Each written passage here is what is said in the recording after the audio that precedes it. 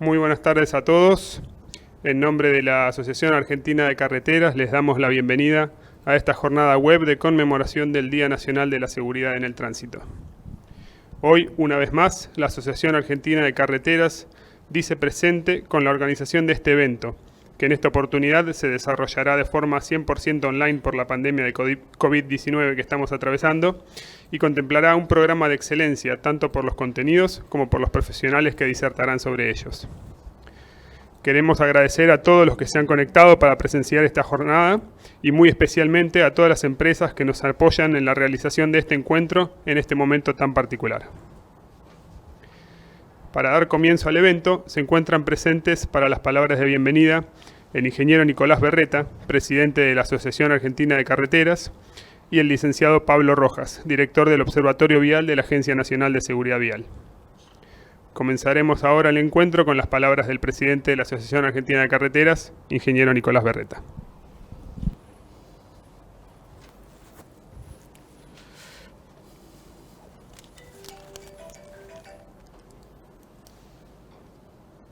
Bueno, buenas tardes a todos. El 10 de junio se recuerda en Argentina el Día Nacional de la Seguridad en el Tránsito, conmemorando un curioso suceso de la vida nacional, el cambio de sentido de circulación del tránsito que se decretó a partir de las 6 de la mañana del 10 de junio de 1945. Y se toma ese día porque, contrariamente a lo que muchas personas suponían que iba a ocurrir, ese día no hubo incidentes de tránsito, y no los hubo porque se realizó una gestión previa muy intensa para que no los haya, desde todos los sectores, tanto del sector público como desde empresas privadas, lo que llamaríamos una política de Estado. Tal vez tenemos que mirar lo que pasó ese día para pensar en qué nos hace falta hacer hoy. Muchos siniestros de tránsito han pasado desde la fecha hasta la actualidad, muchos muertos y heridos graves que han afectado y afectan nuestra sociedad en forma dramática. Por esto, desde la creación de la Asociación Argentina de Carreteras en 1952, ha tratado este tema con suma importancia y ha conmemorado este día con mucha preocupación por inculcar a la sociedad temas relacionados con la seguridad vial. Por ello, fuimos grandes impulsores de la creación de la Agencia Nacional de Seguridad Vial y también de realización de innumerables seminarios, simposios y congresos tratando el tema.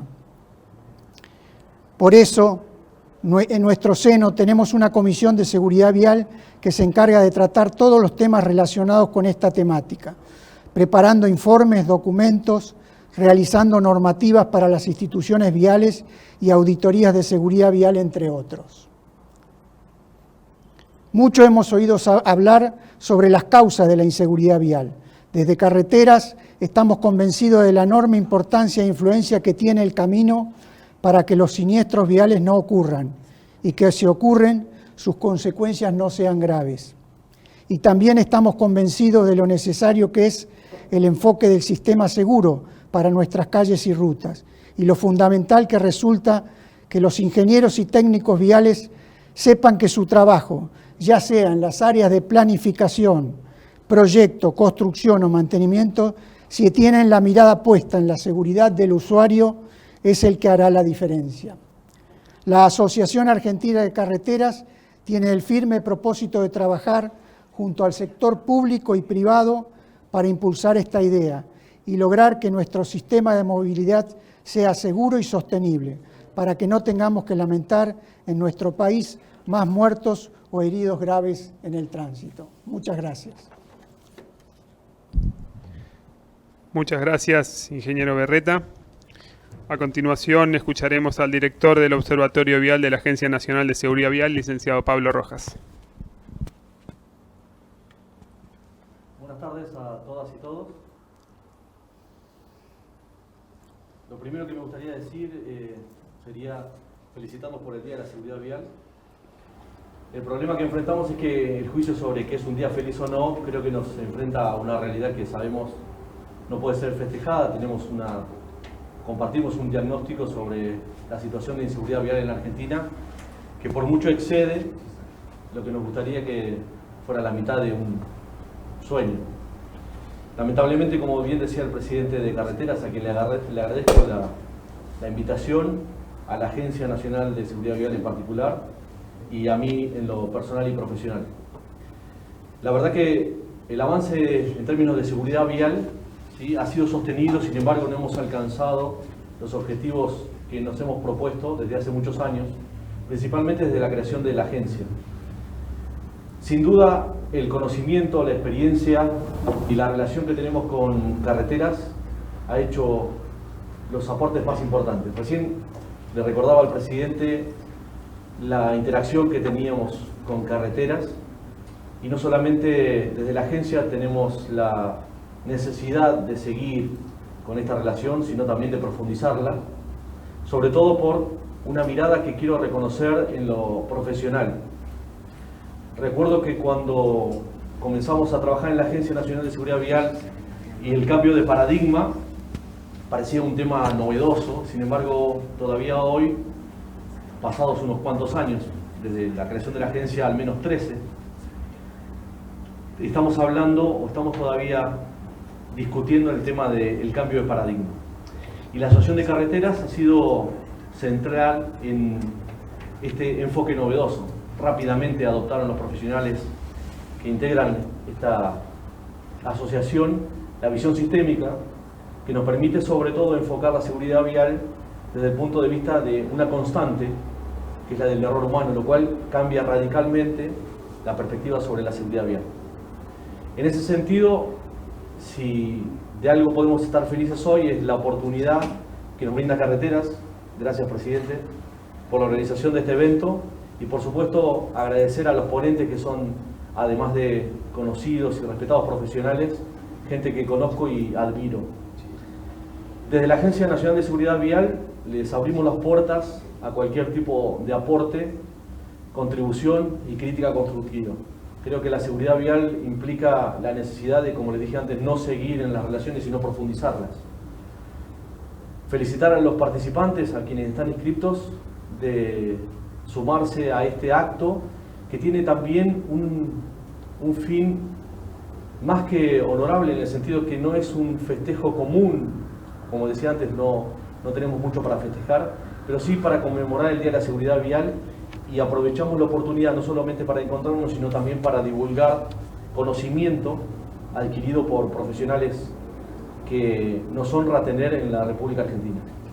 Dicho esto, el agradecimiento de nuevo a ustedes, a la Asociación de Carreteras, de parte de la Agencia Nacional de Seguridad Vial, de parte del Observatorio, y de nuevo recordarles que las puertas de la agencia y del Observatorio en particular, por lo que me toca, están abiertas a la participación de todos ustedes.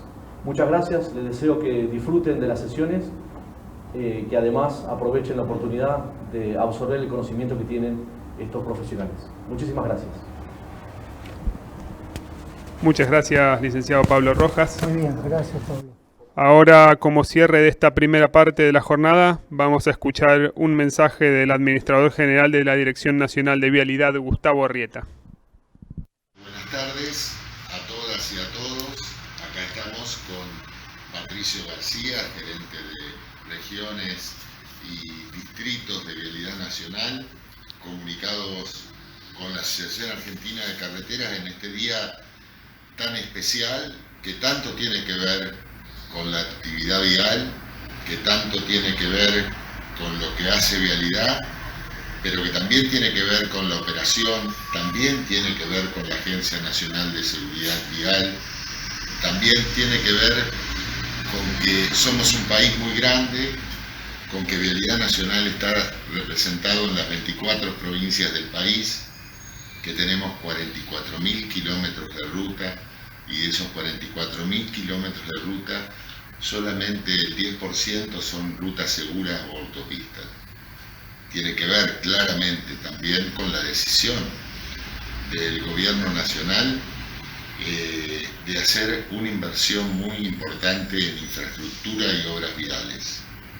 Tiene que ver con la necesidad de brindar información a la Asociación Argentina de Carreteras, que más allá del presupuesto frío, más allá de la enorme cantidad de obras viales que estamos desarrollando, y que esas obras tienen que ver con el desarrollo con la logística, con el intercambio comercial, con la producción de un país tan extenso como la Argentina, también deben tener que ver con lograr mejores estándares de seguridad vial para las argentinas y para los argentinos. Hoy estábamos escuchando con Patricio una teleconferencia desarrollada en el Salón del Bicentenario de la Argentina y las familiares víctimas de siniestros viales que han perdido un hijo, un hermano, un marido, una esposa, expresaban lo difícil que significaba construir el día después, luego de un siniestro vial que se haya llevado la vida de un familiar. Yo entiendo que una de las preocupaciones de la Asociación Argentina de Carretera es construir, es generar en nuestras rutas espacios más sustentables en términos de la vida de las usuarias y de los usuarios. Este es un enorme desafío que tenemos por delante. La Unidad Nacional lleva un plan de obras inédito en este momento.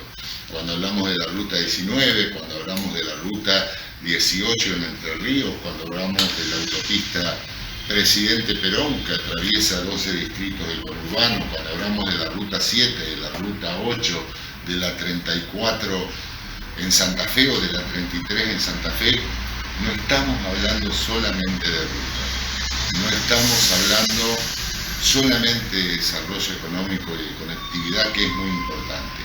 También estamos hablando de trabajar entre todos los que estamos involucrados en la actividad vial para construir autopistas, rutas seguras y rutas más transitables, más amigables con la vida de las argentinas, con la vida de los argentinos. Quería participar en esta actividad que está llevando adelante la Asociación Argentina de Carreteras y aprovecho también esta instancia para felicitarlo, porque en estos momentos difíciles en el que el mundo está atravesando una pandemia y en estos momentos importantes en el que estamos desarrollando un caudal de obra muy pero muy fuerte, es necesario construir unidad de concepción. Es necesario construir y entender que más allá de nuestra diferencia, las asociaciones y los argentinos debemos encontrar los denominadores comunes. Soñar, planificar, construir, operar, reparar nuestras rutas con estándares aceptables que tengan que ver con los desafíos que nos toca atravesar en esta época tan especial de la historia de la humanidad. Un abrazo muy grande para ustedes, saludo a los miembros de la nueva conducción y quedamos a disposición para seguir trabajando juntos desde la Unidad Nacional.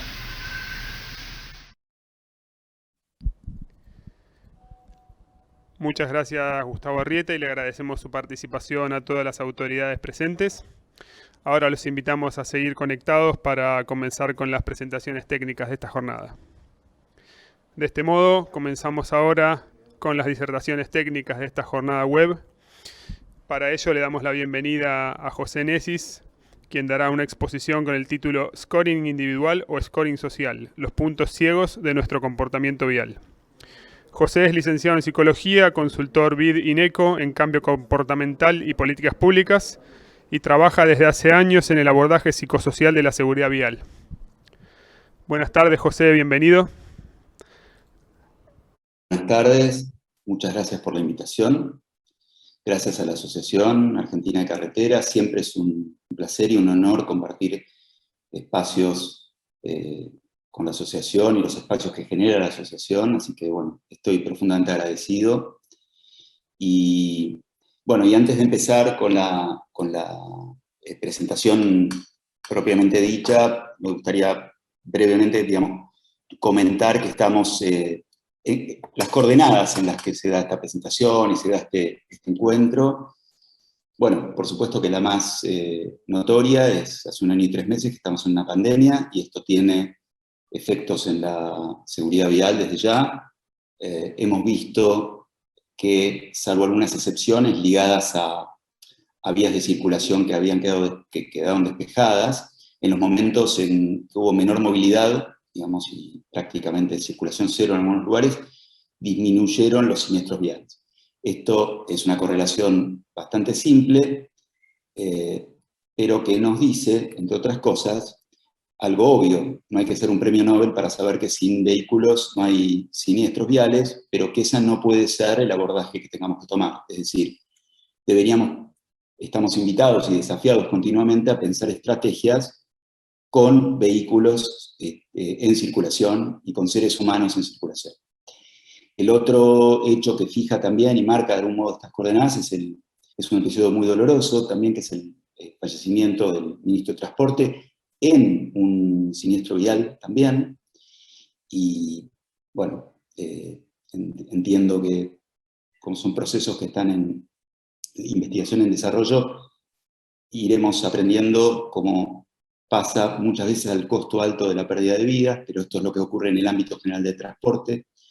En el mundo cada vez hay menos accidentes aéreos, y eso tiene que ver con que ante la menor alteración o el menor siniestro, aunque no se cobre vidas, se investiga profundamente qué es lo que ocurrió, y eso implica también una mejora de todo el sistema. No deja de ser doloroso y emblemático que la persona que conducía de algún modo los destinos del transporte aquí haya fallecido en esas circunstancias, lo que nos invita a profundizar todavía más el compromiso que tenemos quienes tratamos de entender y ayudar en este área. La presentación se llama Scoring Individual, Scoring Social, los puntos ciegos de nuestro comportamiento vial, y la idea es introducir un concepto y proponer un concepto, que es el concepto de scoring social vial. Sobre el concepto de scoring individual, podríamos llamarlo, es decir, lo que conocemos como sistema de puntaje, bueno, seguramente la mayor parte de la gente que está hoy aquí lo conoce. Es un sistema, es lo que llamamos un sistema de mérito, es decir, es un sistema que está basado en el crédito. A los conductores se les confía, se les otorgan una cantidad de puntos que luego se van descontando en función de cuánto ese conductor ha defraudado la confianza que se ha depositado en él. Entonces va perdiendo puntaje, ¿sí? El crédito es el criterio fundamental, y luego va perdiendo eventualmente ese puntaje a través de infracciones, con lo cual contrae una suerte de deuda con el sistema, que puede pagar de muchas maneras, digamos, concursos, capacitaciones, a veces con el paso del tiempo, lo que lo lleva a lo que se denomina fresh start, es decir, un recomienzo, una nueva oportunidad. Este es un concepto fresh start bastante antiguo en el lenguaje inglés, pero que cada vez tiene más, como no tiene una buena traducción, cada vez se utiliza más en la ciencia del comportamiento, porque sabemos que los seres humanos tenemos la tendencia a aumentar nuestro nivel de compromiso cuando hay alguna fecha significativa. En este caso sería la restitución de los puntos perdidos, pero puede ser el primer día del año, el primer día de cada semana o del mes. Hay mucha evidencia que muestra que planes como dietas, ejercicio, adherencia a medicamentos y, por supuesto, políticas públicas como la seguridad vial, mejoran cuando uno pone un punto de compromiso y punto de inicio. Pasó también con la ley antitabaco. La pandemia también nos plantea el escenario del fresh start para el escenario post-pandemia. Por último, el sistema de puntaje, tal como lo conocemos, tiene un aspecto lúdico. Hoy se llama gamification, que es el traslado de las reglas de los juegos de video, que cada vez tienen más expansión, a cualquier sistema en donde se consideren ganancia o pérdida de puntos. Estos sistemas se han instalado con mucho éxito en distintos países. En Argentina es parte de un proceso que todavía no se ha consolidado por completo. Allá por el 2005, fines del 2005, llevamos adelante el primer seminario internacional que se llamaba Licencia Única y Puntaje de Mérito. Fue en la provincia de San Juan, con la presencia de los representantes de las 24 provincias argentinas y gente de Brasil, y autoridades de Brasil y Chile. De eso hemos logrado, digamos, como país, realmente avanzar mucho en lo que es la licencia única. La inmensa mayoría de la Argentina tiene licencia única de conducir, y todavía tenemos pendiente la posibilidad de consolidar este sistema de scoring o de puntaje de mérito, ¿sí? Ahora bien, esto está basado, como les decía, en calificar actuaciones individuales. Pero ¿qué pasa si pensamos un complemento a este sistema de puntaje, que justamente quizás algo de esto tiene que ver con nuestra imposibilidad de poder implementarlo globalmente en Argentina, que podríamos pensar como un scoring social vial? ¿Qué condiciones brinda el contexto para que no haya siniestros viales, para que no haya situaciones disvaliosas y para que se cobren vidas y tantas lesiones en seres humanos? Entonces pensemos un poco, eso sería la manera de puntuar, de poder calificar los distintos espacios que pueden ser distintas regiones, provincias, municipios o el país por completo. ¿Cómo lo calificaríamos y cómo podríamos construir este scoring social vial? Voy a nombrar solamente 5 elementos de los muchos que compondrían un scoring vial social, pero para el tiempo que tenemos en esta breve presentación. El primero es la infraestructura, y sobre eso a eso no me voy a referir, a pesar de que está muy vinculado a las ciencias de comportamiento, porque bueno, es la especialidad de la casa, ¿no? La Asociación Argentina de Carreteras justamente se especializa, entre otras cosas, en eso fuertemente. Y el segundo tema es la relación de las autoridades y de la población argentina con el sistema normativo, de la población en general, no solo argentina, hoy vamos a ver particularmente el tema Argentina, pero es cómo las autoridades se relacionan con el sistema normativo y cómo la población se relaciona con el sistema normativo, que es clave en el funcionamiento vial. En tercer lugar, lo que llamamos percepción de legitimidad de la autoridad. Fíjense que no hablamos de la legitimidad, que la damos por sobreentendida, porque ya llevamos varias décadas de un sistema democrático, electoral, deliberativo, pero sin embargo hay algo que tiene que ver con la percepción de legitimidad de la autoridad y muchas veces en las fuerzas de seguridad, que parece estar muy vinculado al mayor cumplimiento, de la mayor adhesión al sistema normativo. Lo contrario de la legitimidad, lo vamos a ver en un ratito, sería la disuasión, es decir, la disuasión a través de sistemas de castigo. Entonces, ¿cómo pensamos que el scoring social se construye mediante estas herramientas? En cuarto lugar, las interacciones entre los ciudadanos. ¿Cómo nos relacionamos entre nosotros? Y cómo, en lugar de pensar únicamente en actitudes individuales, esas interacciones, esa red de interacciones entre los ciudadanos, construyen también, son un ladrillo o una pata importante de este scoring social. Y por último, en esta breve clasificación, pensar el lenguaje que utilizamos y que vemos tanto en los medios de comunicación como desde el Estado, y lo que llamamos su papel performativo. Ustedes saben que el lenguaje, en la antigua clasificación de Austin, hay un lenguaje que se llama lenguaje performativo. Cómo hacer cosas con palabras, era su libro, y tanto los declaro marido y mujer, gracias, disculpen, etcétera, son expresiones verbales que hacen lo que dicen que hacen, y con la comunicación en relación, el lenguaje en relación a la siniestralidad vial, también construye sentido, y es lo que se va filtrando en la población en general. Ahora, imaginémonos que el comportamiento vial surge de esta combinación entre el scoring individual vial y el scoring social vial que estamos proponiendo, y que juntos hacen el 100%. Imaginémonos que ese 100% fuera, como las calificaciones escolares, la nota 10 sobre 10, ¿sí? Si uno lo pudiera pensar desde este esquema, el abordaje que nos parece más lógico es pensar que el scoring individual aporta como máximo 4 puntos sobre 10, el 40%, mientras que el scoring social vial aporta hasta un 60% del total, o sea, 6 puntos de esos 10. Esto nos lleva a pensar que aún cuando un conductor da lo mejor de sí, ¿sí? Llega como máximo a 4 puntos, si no tiene del otro lado algún punto que se le sume. Imaginémonos que se aprueba con 7 y se regulariza con 4, como en los establecimientos educativos existió ese sistema mucho tiempo, y aún en algunos persiste. Entonces, si el conductor no pone nada de sí mismo, el scoring social solo tampoco logra aprobar. Va a sacar 6 puntos como máximo.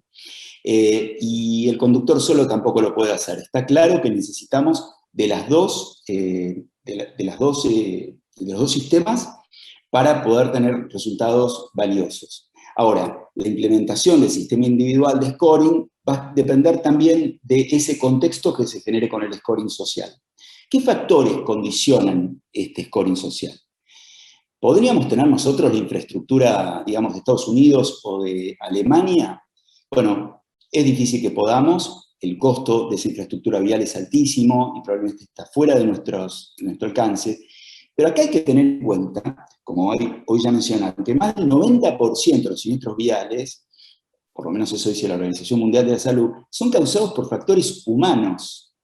Eso hace que lugares de alto scoring social, como podrían ser Alemania o Estados Unidos, también tienen diferencias importantes. En las autobahn que no tienen límite de velocidad máximo de Alemania, uno puede pensar que se puede dar esa licencia, entre comillas, o esa dispensa a los individuos porque hay un scoring social que pone lo máximo de sí mismo en esas estructuras. Sin embargo, como les decía, si estamos hablando de un 90%, es decir, supera ese 60%, pero hablamos solo de infraestructura, tenemos mucho para hacer en Argentina y en América Latina en términos de scoring social vial, más allá de nuestras limitaciones para construir mejor infraestructura. Pero además hay otro tema importante, fíjense este otro dato, el 90% de los fallecimientos en siniestros viales tienen lugar en países de ingresos bajos y medianos, donde además está menos de la mitad de los vehículos matriculados de todo el mundo. Es decir, esto nos está dando un dato muy importante, y es que el tema del scoring social, como lo queremos proponer, es fundamental en la medida en que los países de ingresos bajos y medianos justamente son los que más tienen que ganar en tema de scoring social, en donde parte de los problemas prevalentes son la anomia, es decir, la dificultad para poder lograr el apego normativo, y como les decía antes, y ahora vamos a ir a eso, la percepción de legitimidad de la autoridad. Con respecto a eso último, estos son los trabajos de Tom Tyler. Tom Tyler es un profesor de Derecho y de Psicología de la Universidad de Yale, que hizo investigaciones no solo en Estados Unidos, en Australia también, y él se propone entender por qué la gente cumple con la ley. Y sus hallazgos básicamente son que cuando los ciudadanos perciben a las autoridades en general y a las fuerzas de seguridad en particular como más cercanos, que les hablan en su propio idioma, en el sentido de, en el mismo modo de hablar, que se expresan con neutralidad, respetuosamente, que transmiten una motivación confiable, eso es mucho más eficaz para generar a la larga cumplimiento normativo en el ámbito vial que el aumento de castigos, que por otra parte es difícil después de consolidar y de lograr. Fíjense, ejemplos tan simples como esto que pasó en Estonia, en los países bálticos, en donde las patrullas policiales sumaron osos de peluche para que cuando en un siniestro vial hay niños, además del terror propio que sienten por las circunstancias espantosas que están atravesando, por lo menos perciban a las fuerzas de seguridad como más continentes y más afectuosas en un momento tan adverso. Por supuesto que esto es solamente un símbolo que tiene que ver con cómo ir acercando a las fuerzas que controlan el tránsito a la población para que ellas las perciban como mucho más cercanas. Esto, repito, estadísticamente es mucho más potente que el aumento de castigos y que la efectivización de castigos, de la cual además estamos lejos todavía. Entonces, vamos al tema anterior, que era ¿por qué, cómo nuestro comportamiento entre nosotros también construye scoring social?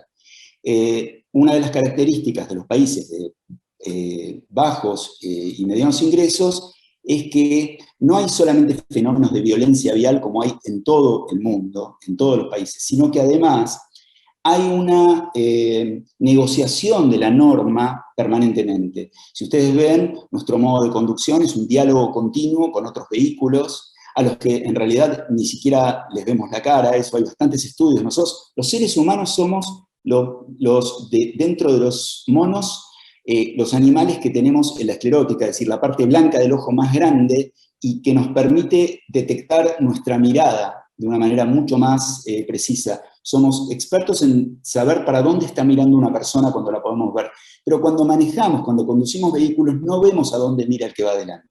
Y esas cosas generan ciertos niveles de violencia y ansiedad en todo el mundo. Ahora, ¿qué pasa cuando además, en países como el nuestro, los vínculos son vividos como de mayor desconfianza y no hay un esquema colaborativo? Hace años que uso este esquemita, que me parece que es simbólico, por supuesto no refleja una situación real de tránsito, pero muestra cómo la teoría de juegos en matemática y otros abordajes psicosociales, además de la teoría de juegos, que es una teoría matemática, intentan mostrar que en esta sensación de obstáculo, que puede ser, esto es solamente un símbolo, nadie quiere retroceder primero. Fíjense qué pasa cuando uno retrocede, en este caso el auto de la derecha, lo que termina ocurriendo es que el mismo que hizo el primer paso va a ser el último en salir. Con lo cual, nuestra conducta va a estar difícilmente motivada si sentimos que somos los primeros que tenemos que hacer algo y los últimos en obtener un beneficio. Pero este tipo de esquema se resuelve cuando lo vemos desde arriba y entendemos que aún siendo el cuarto de estos cuatro, ganamos en tiempo más que si nos hubiéramos quedado. Vamos al tema del lenguaje en los medios de comunicación, lo que hablábamos hace un ratito acerca del papel normativo. Bueno, hace muchos años que en el ámbito vial venimos insistiendo con hablar de siniestro y no de accidente, porque sabemos que accidente tiene todavía ese carácter azaroso, y esto se ha transformado prácticamente en un mantra, ¿no? El pedido. Sin embargo, todavía no se ha llegado a que los medios de comunicación masivos hayan incorporado esto, y esto sigue permeando, sigue filtrando en la población. ¿Cuáles son los puntos ciegos de los que hablamos al principio? Bueno, justamente que expresan que no vemos, ¿no? Saben, el punto ciego no es una metáfora, es el lugar en donde el nervio óptico inerva la retina, y en ese punto los seres humanos no vemos.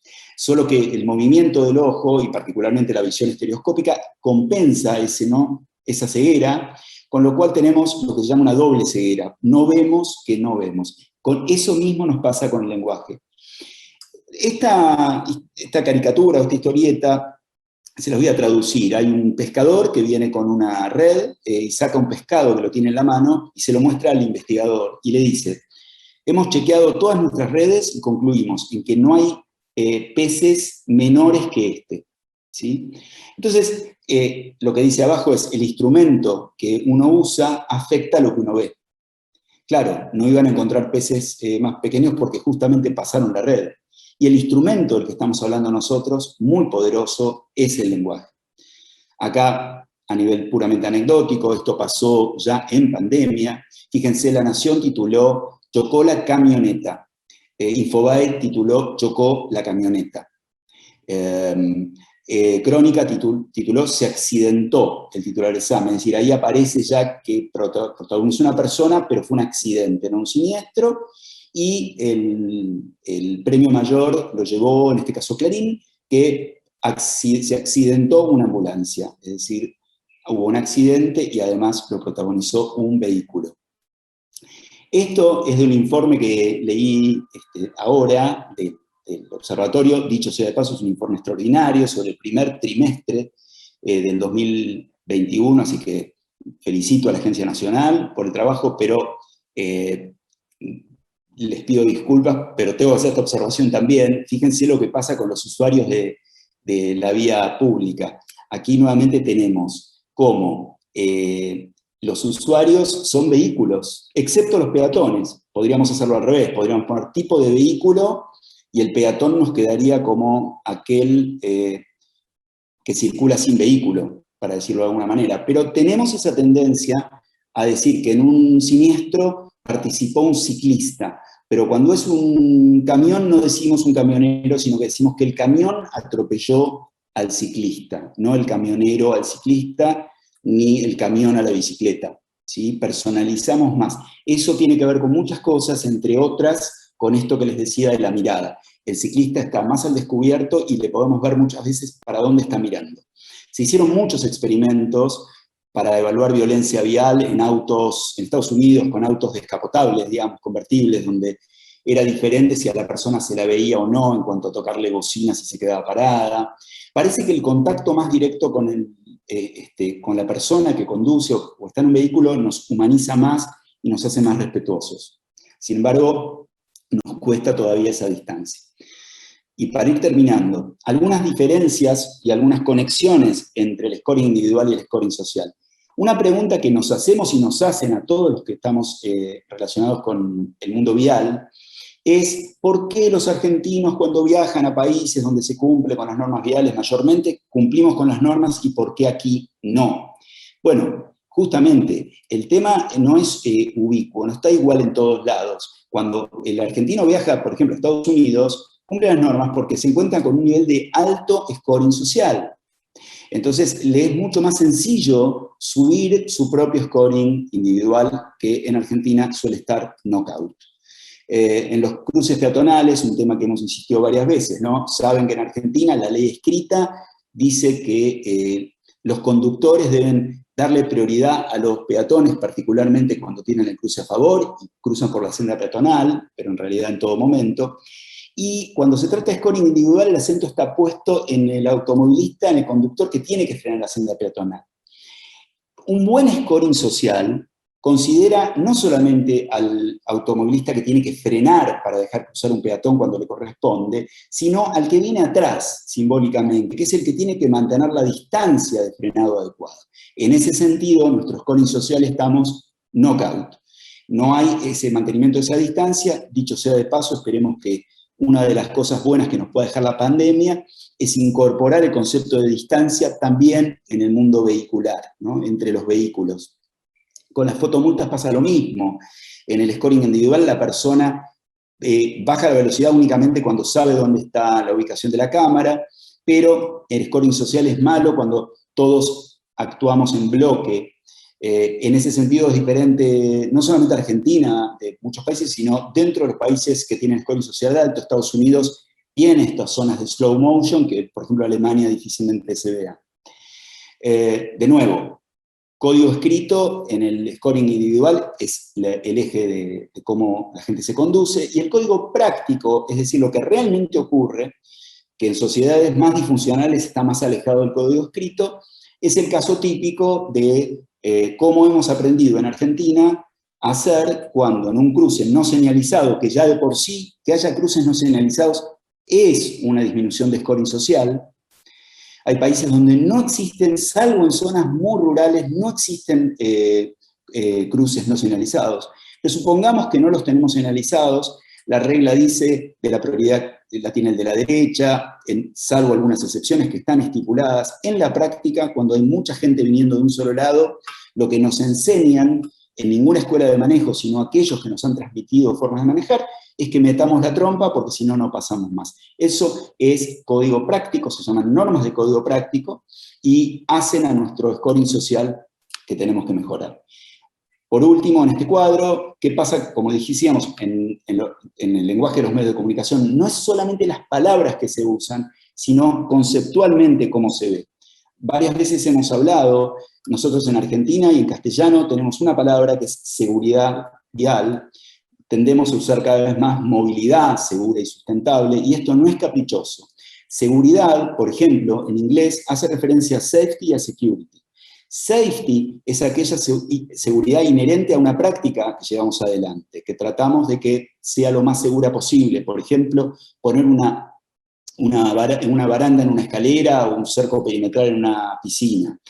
La security tiene que ver con el daño intencional, y muchas veces en los medios de comunicación y a veces en la política pública también tendemos a ver los problemas de safety como si fueran exclusivamente problemas de security. Eso es entendible porque la mayoría de nosotros no nos sentimos identificados con el estereotipo del varón joven argentino que usa un auto con vidrios polarizados, que bajó el vehículo y que hace picadas.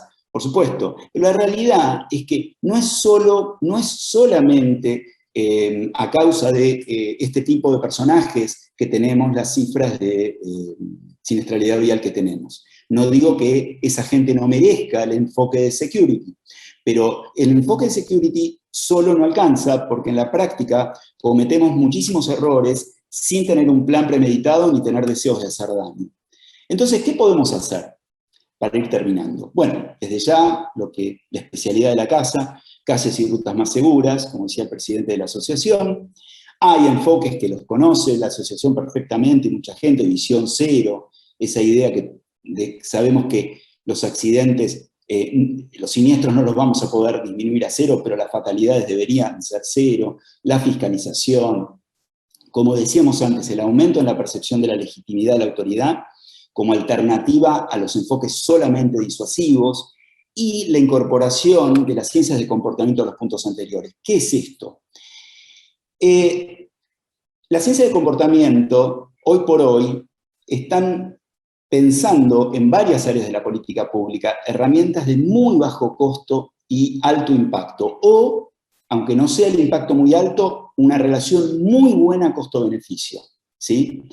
Y son herramientas que tenemos que aprender, desarrollar e implementar, porque no nos podemos dar el lujo, en un país como el nuestro, de lograr mejoras a costo que a veces es prácticamente cero.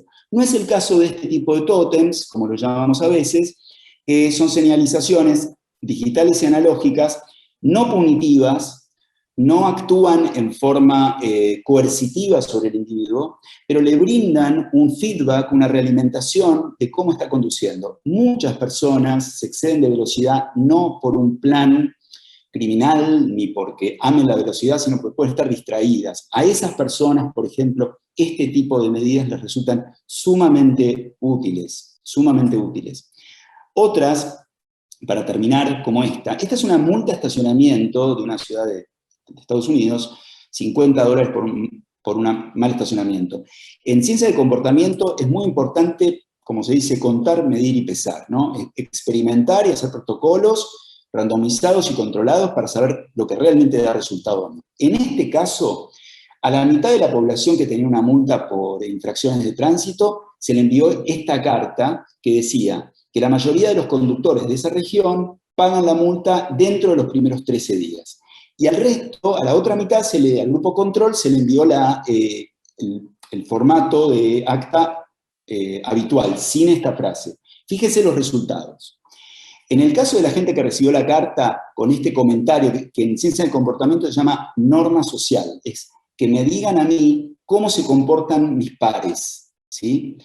Y cómo estoy yo en relación a mis pares. Se usa mucho para mejorar el consumo energético, para disminuirlo, digo, ¿no? Y para reciclado de residuos, etc. Miren lo que pasó en este caso. Hubo un 10% de diferencia en la voluntad de pago y en el tiempo de pago para la gente que recibió una carta cuyo gasto de inversión fue solamente 2 renglones. Es decir, en este caso fue un costo cero. Y el aumento, el impacto fue de un 10%. Por eso les decía, quizás a veces los porcentajes no son espectaculares, pero sí lo son en relación a los costos que tienen. Estos son parte de los avances que pueden contribuir a que podamos también mejorar nuestro scoring social. Muchas gracias.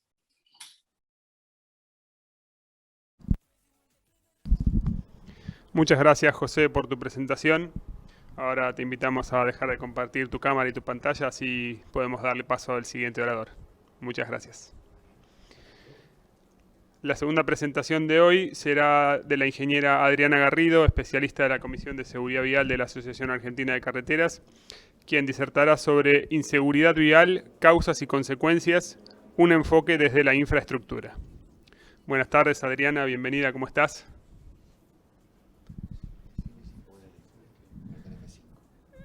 Ya ahora te invitamos a compartir tu cámara y tu pantalla, así puedes empezar con tu presentación. Sí, ¿me oyen?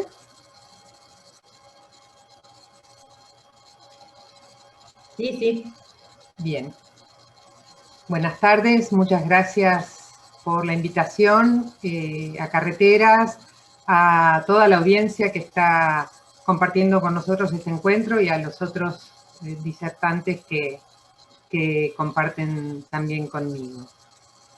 La verdad que me hubiera gustado comenzar esta charla hablando de seguridad vial y no de inseguridad vial.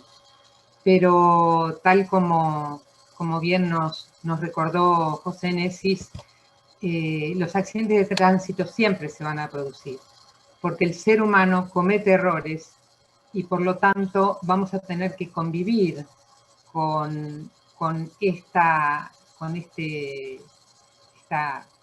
falibilidad que tiene el ser humano. La posibilidad de aparición del error humano justamente no puede eliminarse ni a través de la educación, ni con el control, ni con la sanción. Pero cuando el error humano aparece, solamente la ingeniería puede aportar soluciones que verdaderamente mitiguen los daños que se puedan ocasionar por este error. Independientemente de esto, la ingeniería tiene que comprometerse en los dos aspectos. Uno es el de disminuir la posibilidad del error humano, como bien muchos casos que ejemplificó José Nesis creo que valen para esto, ¿no? Estamos hablando de la causa del siniestro, el inicio del siniestro, lo que da origen al siniestro, este error humano. Disminuir esa posibilidad. Y en segundo lugar, si el error humano ocurre, mitigar las consecuencias del siniestro. Y acá estamos hablando de las consecuencias del siniestro. Sobre estas dos cosas nos tenemos que apoyar. Es importante entender que nosotros no decimos que el usuario no va a sufrir siniestros o accidentes, sino que no va a sufrir o no debería sufrir muertes o lesiones graves en relación con ese siniestro. Y este es el concepto clave para comprender la esencia de un sistema seguro de movilidad en el cual nos queremos enfocar. Entonces, pensando en la infraestructura, ¿en qué aspectos nos tenemos que enfocar para disminuir la probabilidad del error humano? Es decir, vamos al punto 1, disminuir la probabilidad del error humano. Por supuesto que en aspectos que tienen que ver con todo el proceso del proyecto vial, desde la planificación, el diseño, la construcción y el mantenimiento. En la planificación, todo lo que tiene que ver con la función de la ruta, cómo se define la función de la ruta, la composición del tránsito, el tipo de tránsito, la cantidad y el diseño de esa ruta, de ese tramo de ruta, tiene que ir acorde con ese tránsito que existe.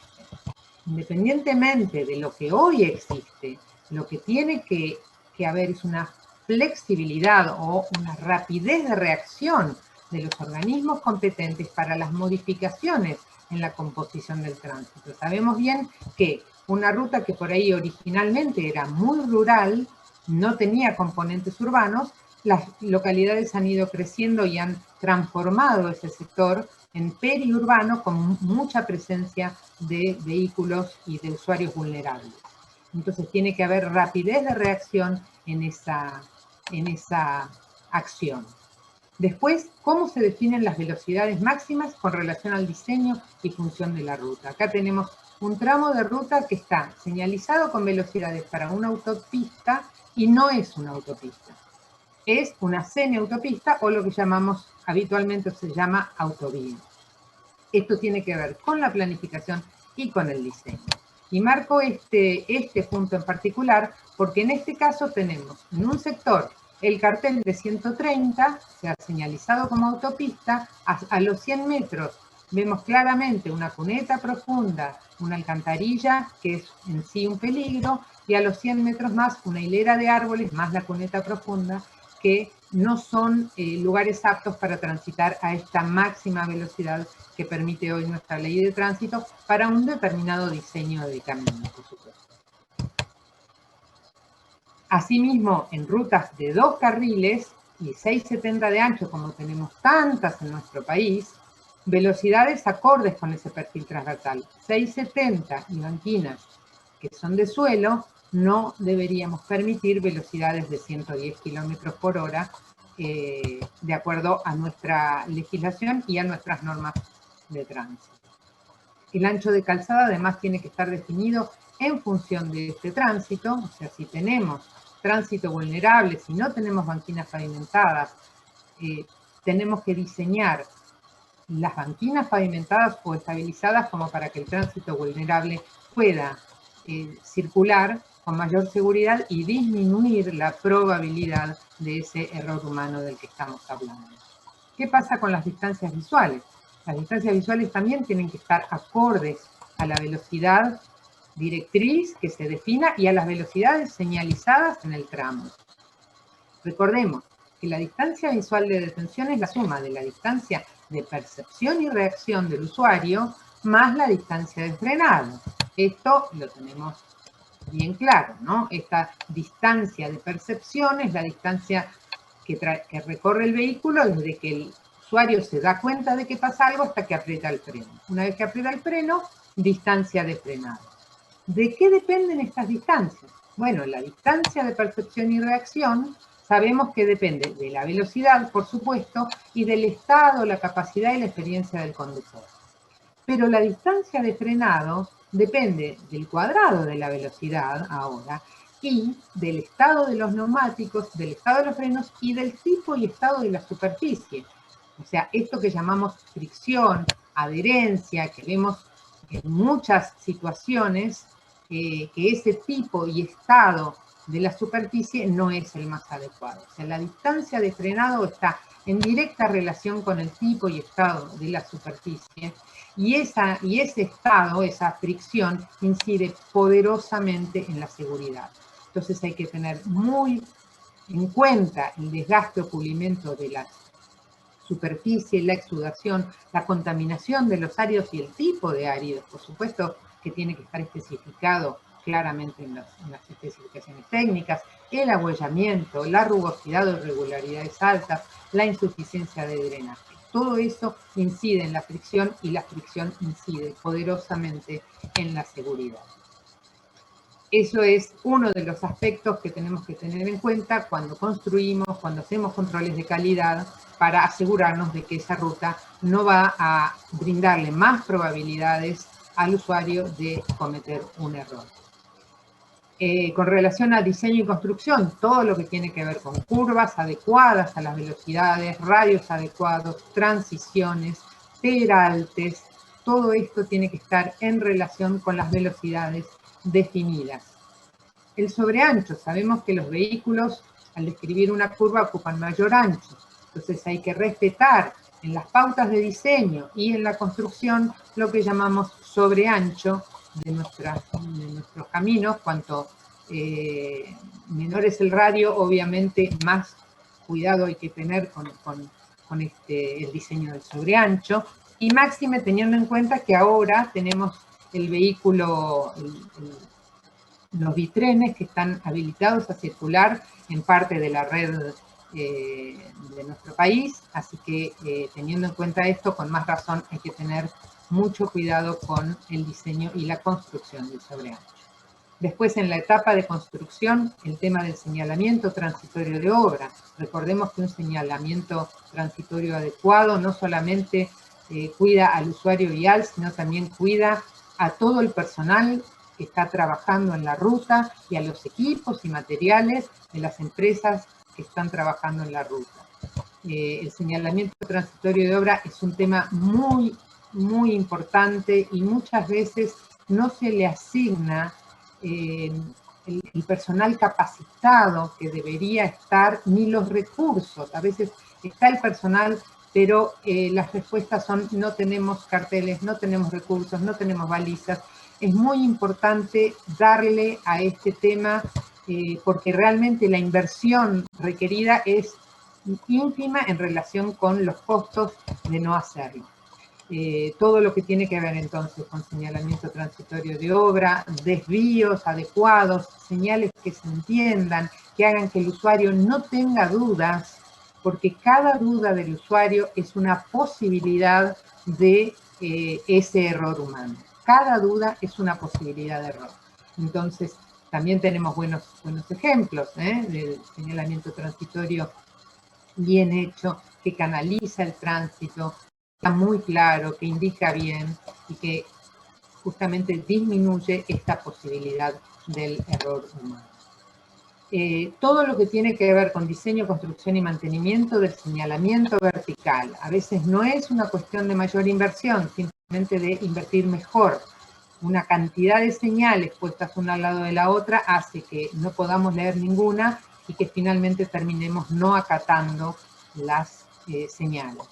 Entonces, el señalamiento vertical tiene que ser sencillo, tiene que entenderse, tiene que ser biunívoco, es decir, no hay ninguna duda y además tengo que tener tiempo de interpretarlo. Y para eso hay una normativa de señalamiento que es la que se tiene que respetar.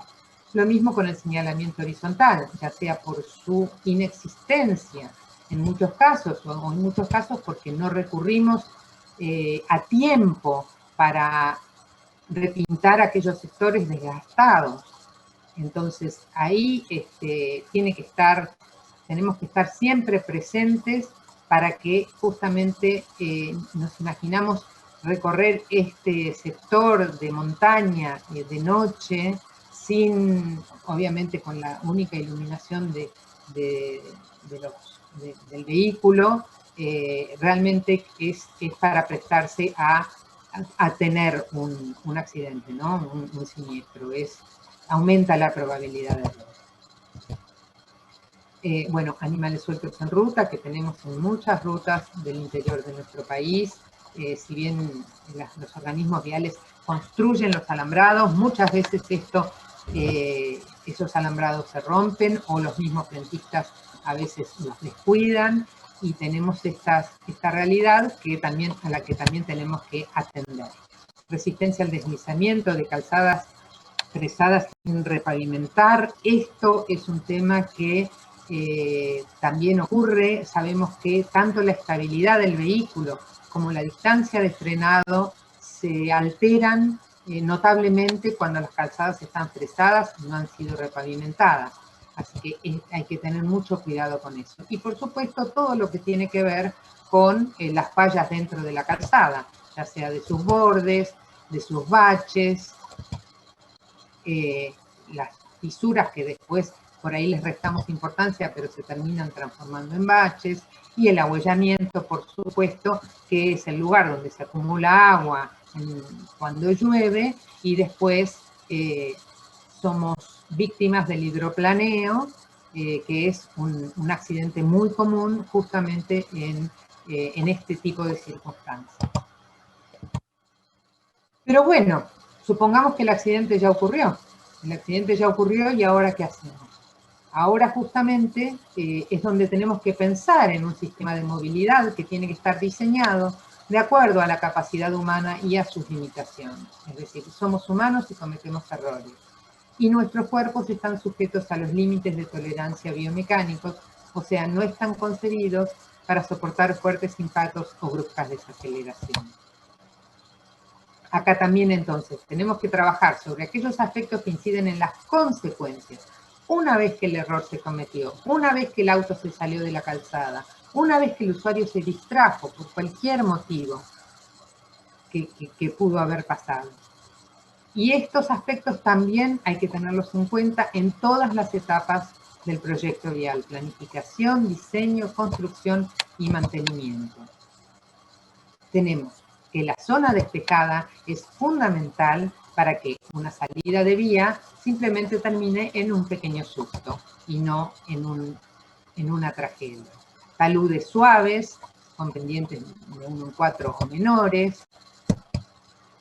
Carriles segregados, ya sea segregados para usuarios vulnerables o bien segregados por sentido, como hay ahora en Australia, en Nueva Zelanda, en Suecia y en otros países de Europa.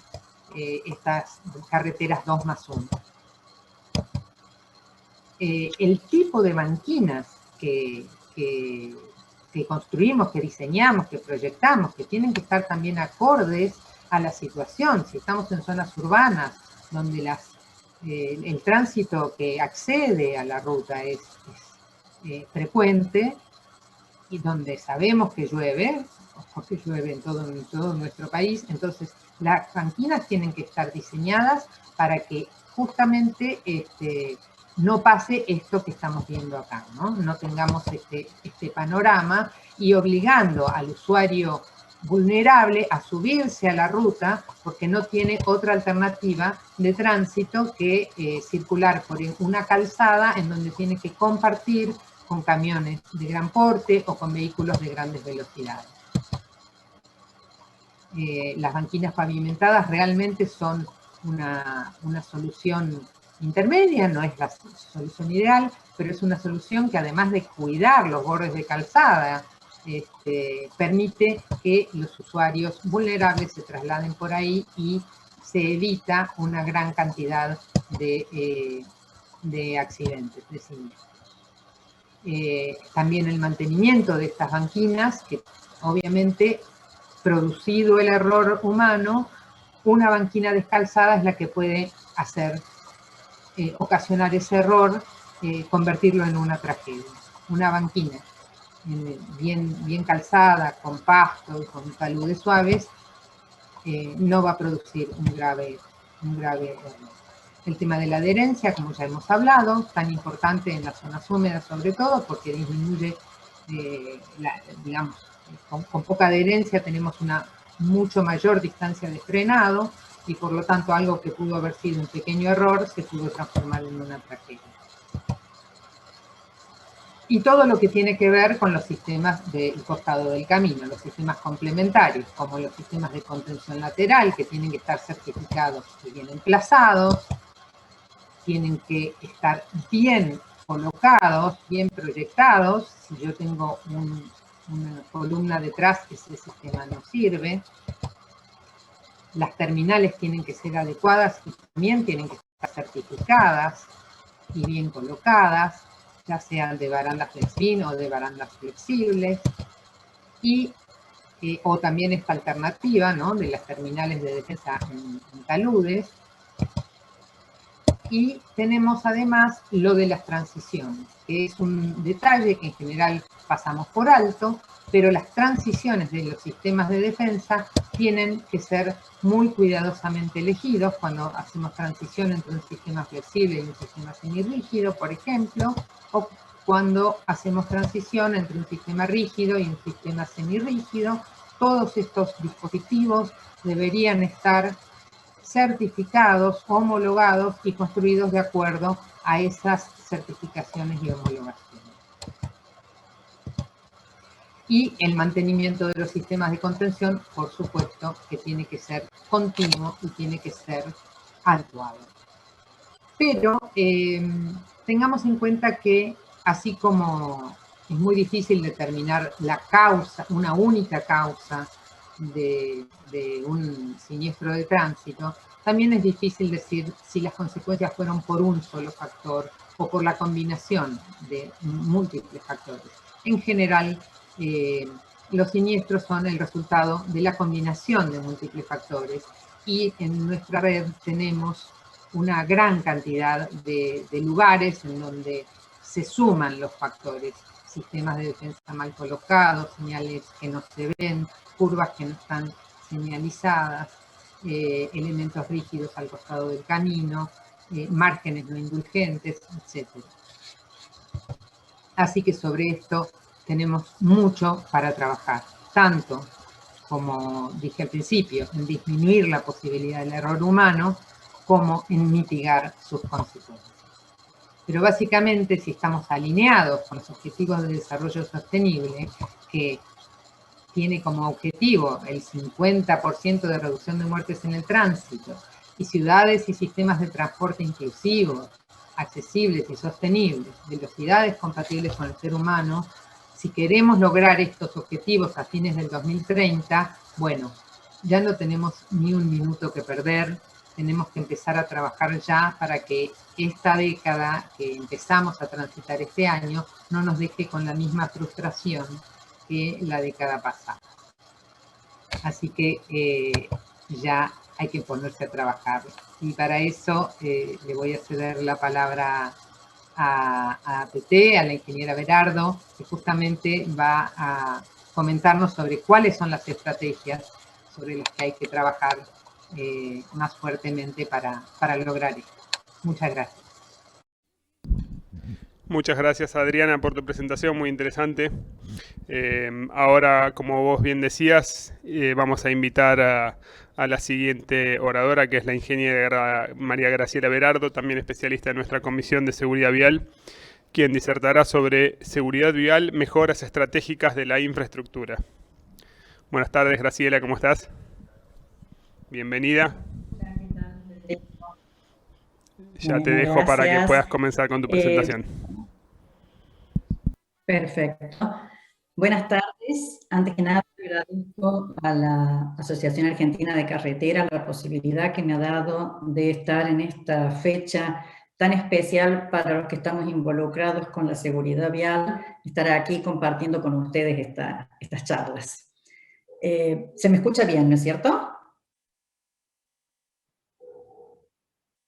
Fede, ¿no se me oye?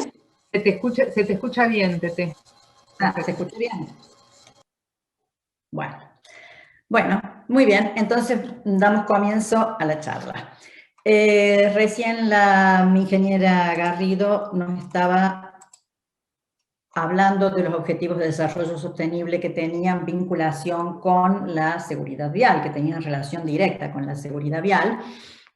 Y bueno, se refirió a dos, yo en particular voy a retomar uno de esos, que es el de la meta 3.6, la que indica reducir a la mitad el número de muertes y lesiones causadas por accidentes de tráfico en el mundo.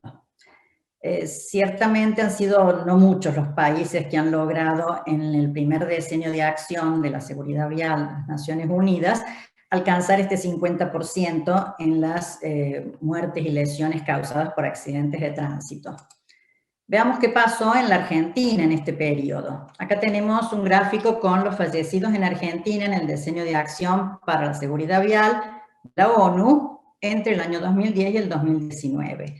Vemos que la reducción ha sido bastante chica, ha sido del orden de un poco menos del 15%. Indudablemente, como decía la ingeniera recién, vamos a tener que aunar esfuerzos y ponernos de cabeza a trabajar para tratar de revertir esta situación, ya que se ha actualizado esta meta de la reducción del 50% al año 2030 en lo que se ha denominado el segundo decenio de acción para la seguridad vial. ¿Eso que me aparece ahí? Bueno, y como estamos en tiempos de pandemia, yo he pensado que una forma buena de incorporar el tema de las medidas estratégicas para resolver el tema de los accidentes de tránsito, sería bueno plantear una analogía con lo que está ocurriendo con el coronavirus. Y para eso entonces voy a hacer la analogía entre estas dos pandemias, la del COVID y la de los accidentes de tránsito. En el caso del COVID, según lo que hemos visto y nos han dicho por todo lo que han usado y han utilizado las medidas que han aplicado los distintos países que han tenido éxito en el tema de la pandemia, han podido paliar un poco los efectos negativos de la pandemia y lo han hecho bastante bien. Entonces, bueno, tomando lo que han hecho ellos, veamos qué nos decían. Lo primero que nos indicaban era que había que hacer muchos testeos. ¿Para qué? Para poder acotar la pandemia, acotar el problema espacialmente. La segunda medida que nos indicaban eran muchas vacunas para lograr la inmunidad de rebaño. La tercera medida que nos indicaban eran los ambientes ventilados y el distanciamiento social, todas medidas preventivas. Y por último, y como última posibilidad, el confinamiento. Ciertamente acá hemos hecho todo al revés. Empezamos con el confinamiento, seguimos con el confinamiento, y bueno, y esto es lo que ha llevado a que realmente estemos en una pésima situación en cuanto al COVID. Yo espero que podamos establecer algunas medidas que nos ayuden a revertir la pandemia de los accidentes de tránsito, ya que no estaba a nuestro alcance poder colaborar en algo con el COVID, salvo lo que le tocaba a la ciudadanía, como eran los ambientes ventilados y el distanciamiento social. Pasamos entonces a la pandemia de los accidentes de tránsito y veamos qué es recomendable, qué nos dicen los países líderes en seguridad vial, aquellos que han logrado modificar los porcentajes de víctimas por accidentes de tránsito y que lo han hecho muy bien. Entonces veamos qué nos recomiendan. Y evidentemente nos recomiendan hacer todas las medidas conforme lo que propone el nuevo enfoque del sistema seguro. Sobre esto ya hemos hablado muchas veces y de hecho los oradores anteriores también han hecho algún comentario relativo al sistema seguro. Lo importante para destacar acá del enfoque del sistema seguro es que acepta el error humano. De este error humano ya han hablado también los oradores anteriores, pero es importante destacar que no siempre los errores humanos son voluntarios, muchas veces son involuntarios. Tan es así que los estudiosos del tema dicen que aun cuando todas las personas cumplieran con todas las normas, igual seguirían ocurriendo por lo menos el 40% de los accidentes que tenemos hoy. Entonces, ¿qué hacemos para resolver por lo menos ese 40%? Acá cambia totalmente el enfoque. Antes el enfoque era el usuario es el culpable, sin lugar a dudas. Hoy no, hoy el enfoque es la responsabilidad es compartida y todos los que tienen algo que ver en el sistema vial van a ser responsables por ello. Entonces tenemos que garantizar la seguridad en los 4 elementos que conforman el sistema seguro. En este caso me voy a referir casi exclusivamente al vinculado con los caminos y sus costados más seguros. ¿Por qué? Porque estamos viendo las medidas sobre la infraestructura. Entonces, ¿qué nos dice el sistema seguro? ¿Cómo deben ser los caminos para que sean conforme a lo que postula el sistema seguro? Y los caminos deben ser predecibles e indulgentes. Cuando hablamos de predecibles nos referimos a que el usuario tiene que ingresar a una vía y darse cuenta de qué tipología es esa vía, qué tipo de vehículo se va a encontrar, a qué velocidad tiene que circular.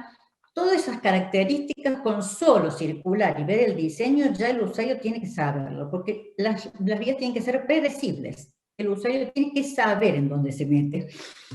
Y con respecto a la indulgencia, como ya han dicho también los oradores anteriores, la indulgencia de los caminos pasa por el hecho de tratar de reducir el error humano. Si no se puede reducir, tratar que esos errores que están dentro de los involuntarios, esos errores que comete el ser humano, que no terminen en accidente. Y en el caso de terminar en accidente, por lo menos minimizar la gravedad del accidente. Bueno, entonces yo he pensado para esta charla, como la ingeniera Garrido ya se ha extendido sobre todo los problemas sobre la calzada, yo preferí elegir 2 temas para tratar con respecto a las medidas estratégicas. El primero de ellos es el tratamiento de los costados del camino. ¿Por qué elegí este tema? Elegí este tema porque los costados del camino conforman prácticamente casi el 30% de los accidentes que ocurren. Y dentro de ese 30%, tenemos que tener en cuenta que el 60% de los accidentes que tienen víctimas mortales ocurren con este tipo de accidentes que son salida de vía de un vehículo solo, como lo llamamos habitualmente. Entonces, es un elemento de la infraestructura que influye muchísimo en la producción de los accidentes. Por esa razón elegí este tema. Y también porque en la primera parte del año hemos tenido 2 accidentes en los cuales los costados del camino han sido muy importantes. El tratamiento o el mal tratamiento o el no tratamiento de los costados del camino realmente ha sido trascendente para la producción de estos accidentes. Me refiero al accidente que cobró la vida del ministro de Transporte y al accidente donde se mataron 2 jóvenes de Tigre. En ambos casos, los costados del camino han tenido mucho que ver. Entonces, veamos cómo se deben tratar los costados del camino para que sean seguros. Bueno, acá esto ya lo hemos visto varias veces. De hecho, más de uno estará pensando, bueno, pues ya le escuché a la ingeniera hablar de los costados del camino. Lo que pasa es que creo que es un tema muy importante, muy trascendente y que tiene mucha influencia en la producción de los accidentes. Entonces, creo que es muy trascendente analizar cómo podemos revertir esa situación y cómo podemos tratar los costados del camino. La indicación principal para tratar los costados del camino es la provisión de una zona despejada. Esto es fundamental. Con una zona despejada tenemos casi asegurado el éxito. Pero ¿qué pasa? Muchas veces la zona despejada no se consigue, no es factible. Pero veamos, mientras tanto, de qué se trata la zona despejada. La zona despejada es la zona adyacente al camino, relativamente plana, sin obstrucciones y apta para recuperación segura de vehículos desviados. Con esas condiciones nosotros ya tenemos una determinada zona despejada. ¿Qué ancho le vamos a dar a esta zona despejada que arranca en, como dijimos, costado del camino, arranca donde termina la calzada, donde empieza la banquina y termina en el límite de la zona de camino? El ancho que le vamos a dar va a ser función del volumen de tránsito que circula por la vía, de la velocidad de diseño de la vía y de las pendientes del talud, o sea, la inclinación que tiene el talud.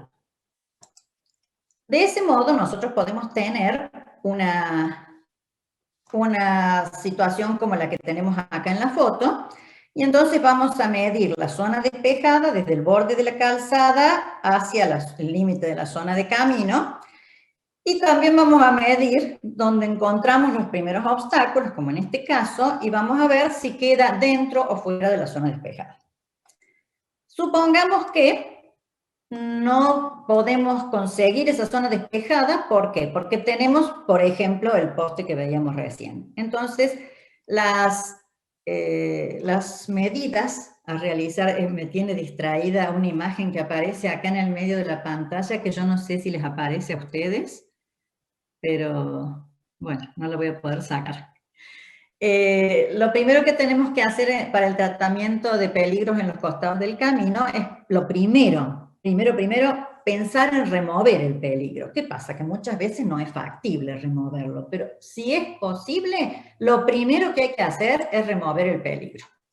Entonces veamos, por ejemplo, en la imagen de la derecha tenemos este poste de SOS que ya quedó en total desuso, porque con la telefonía celular nadie utiliza estos postes de SOS bastante cercanos al borde de la calzada, o sea que en este caso bien se puede remover el peligro.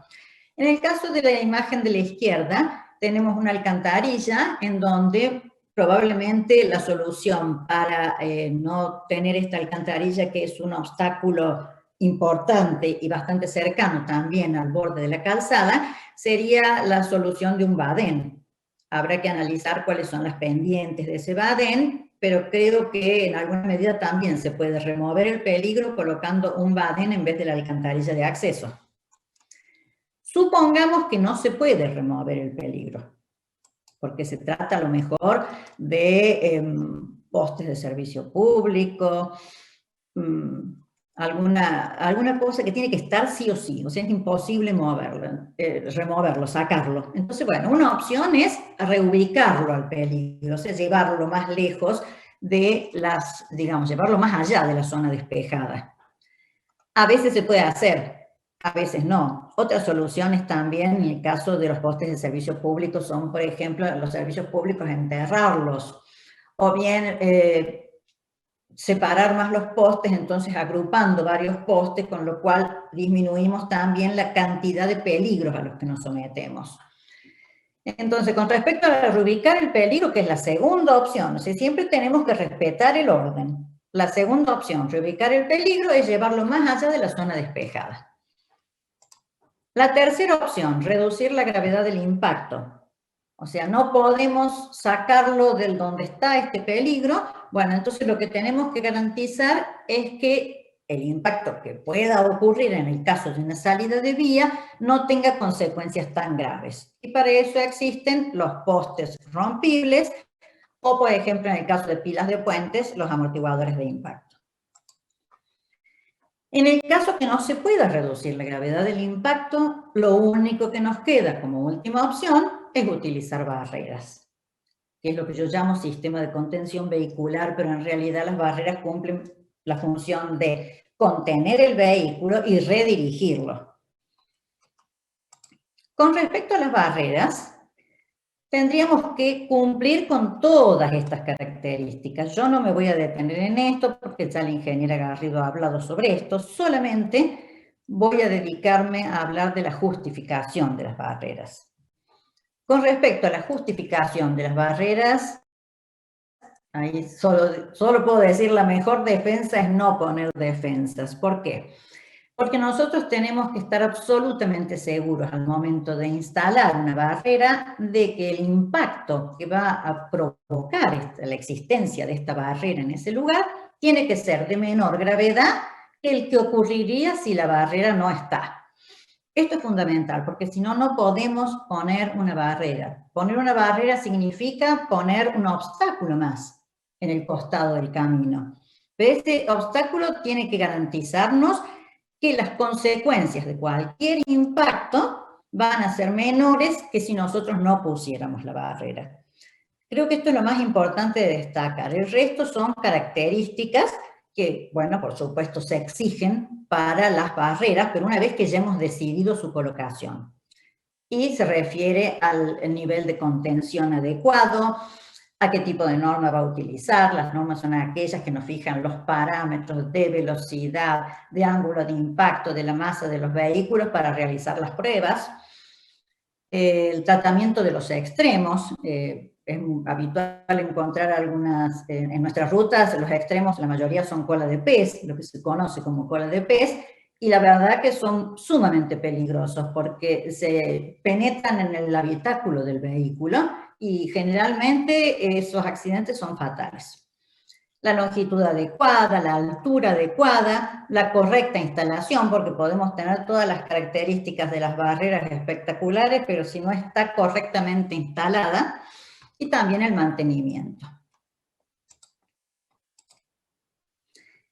Y el otro tema que voy a tratar, les dije al principio que, dado lo corto del tiempo, he elegido 2 temas para hablar sobre las medidas que podían realizarse para alcanzar un poco más de seguridad. Elegí las intersecciones. ¿Por qué? Porque las intersecciones, si bien son una parte pequeña de toda la red vial, conforman el 40% aproximadamente de los accidentes que ocurren. O sea, de la cantidad de accidentes que ocurren, el 40% ocurren en intersecciones. Esto en términos generales. Si lo hacemos segregado por ámbito rural o ámbito urbano, en el ámbito rural los accidentes en intersecciones conforman más o menos el 20%. Y en el ámbito urbano, los accidentes con intersecciones significan el 50%.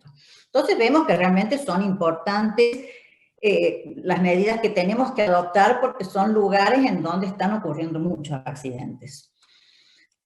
Con respecto a entonces las probables medidas, tenemos primero las medidas de bajo costo, que son realmente medidas simples, medidas como su nombre lo indica de bajo costo, y que consisten en regulación por medio de señales, colocar semáforos, iluminación. Por ejemplo, si se verifica que en una determinada intersección ocurren muchos accidentes de noche, bueno, entonces ahí justifica la iluminación.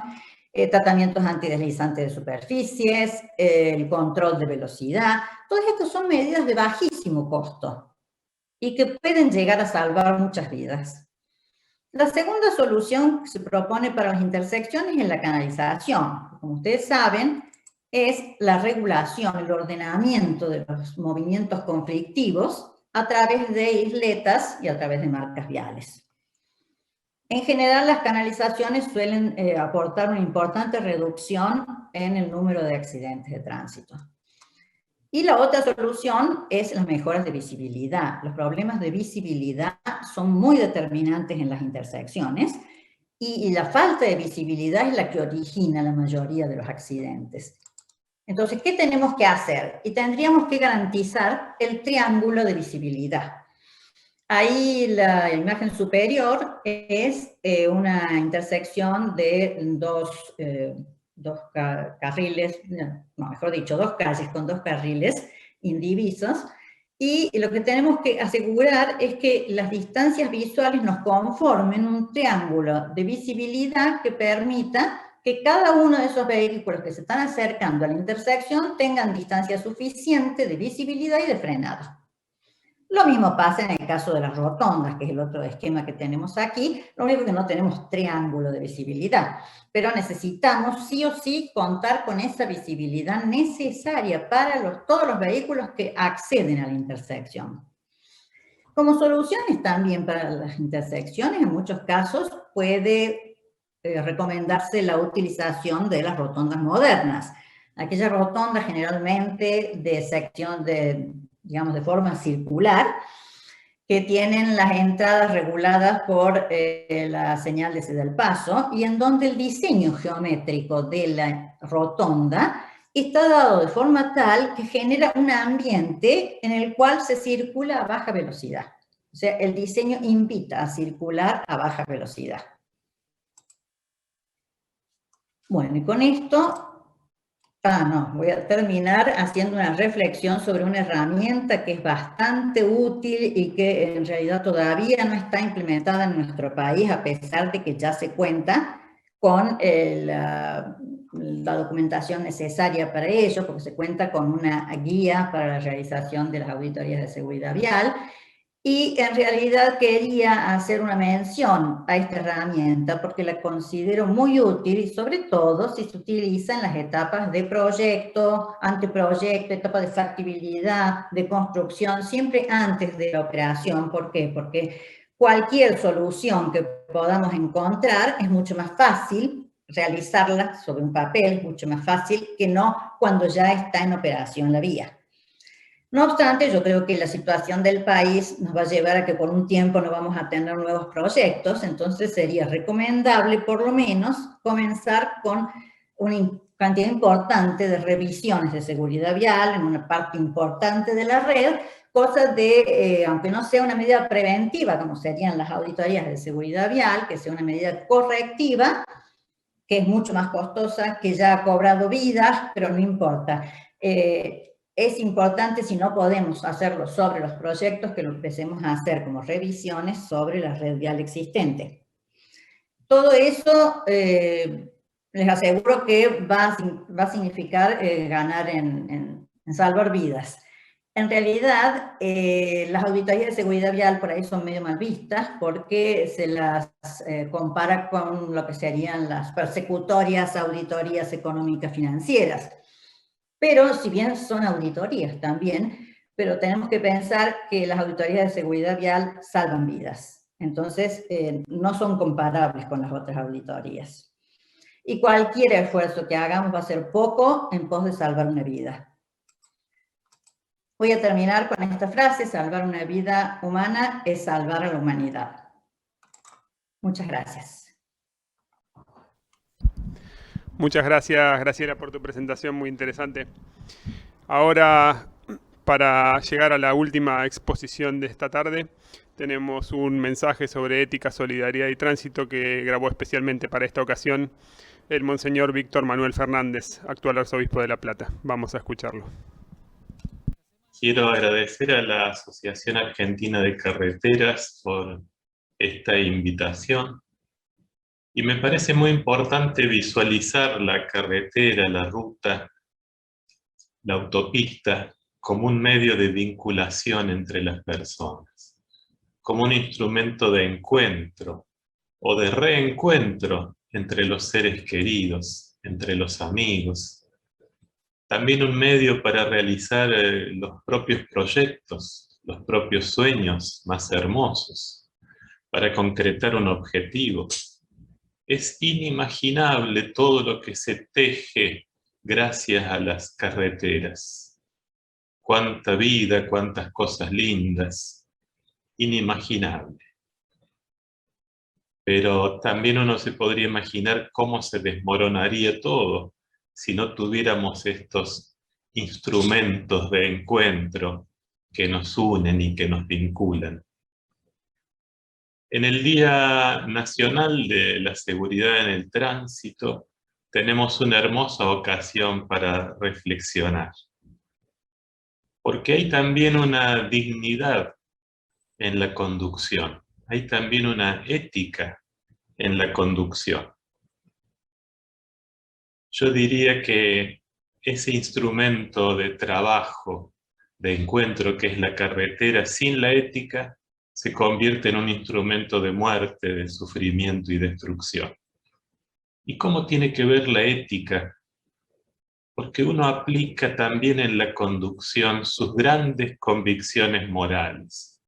Por ejemplo, el sentido de responsabilidad. Se aplica en todas partes, también en la conducción. El respeto al otro. Se vive en todo momento, no en un momento sí y en otro no. No hay por qué excluir la conducción del respeto al otro. El amor a la vida propia y ajena, la prudencia, que también se aplica en la conducción. Pero yo diría también algo que nos cuesta mucho. Es la capacidad de renuncia y de autolimitación. Esta capacidad es indispensable para la convivencia humana. Siempre hay momentos en que uno tiene que renunciar a algo o ponerse un límite porque lo exige la convivencia y el amor al otro. La convivencia también debe existir en la carretera. La ruta es un lugar de convivencia y hay que convencerse de que allí también hay que convivir en fraternidad, en respeto, en cuidado mutuo. Ojalá pudiéramos interiorizar esto en este día que celebramos, y para eso le pido a Dios que derrame su bendición en el nombre del Padre, y del Hijo, y del Espíritu Santo. Amén.